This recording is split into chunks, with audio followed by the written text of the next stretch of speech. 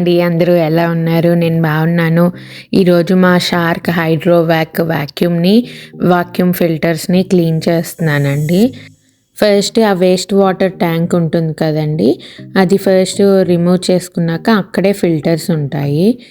అలాగే water and liquid వేసుకునేది కూడా రిమూవ్ చేసుకోవాలి. నెక్స్ట్ బ్రష్ రోల్ రిమూవ్ చేస్తున్నాను. ముందు ఫస్ట్ ఆ కవర్, అక్కడ బటన్ ఉంటుంది కదా, దాన్ని ప్రెస్ చేస్తే ఆ కవర్ ఓపెన్ అవుతుంది. నెక్స్ట్ ఆ బ్రష్ రోల్ని తీస్తే చూడండి ఎంత చెత్త ఉందో.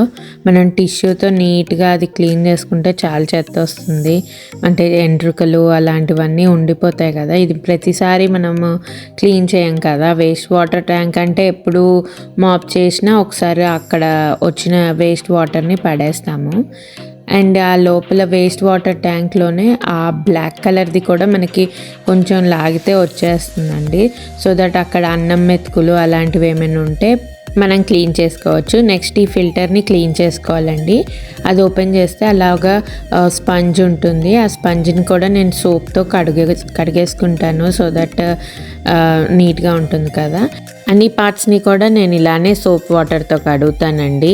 ఈ వేస్ట్ వాటర్ ట్యాంక్ కానీ, బ్రష్ రోల్ కవర్ కానీ ఇవన్నీ క్లీన్ చేసుకోవాలి.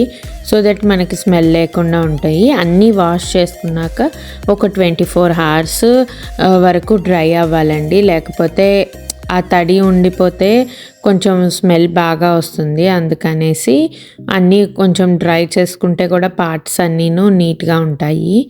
నెక్స్ట్ అన్ని పార్ట్స్ని ఫిక్స్ చేసేసుకుంటే ఎక్కడ తీసిన అక్కడ పార్ట్ అయిపోయింది.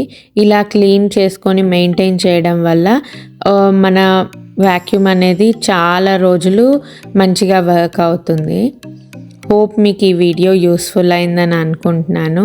అయితే కనుక లైక్ చేయండి, షేర్ చేయండి, అలాగే సబ్స్క్రైబ్ చేసుకోండి. Thank you. Bye bye.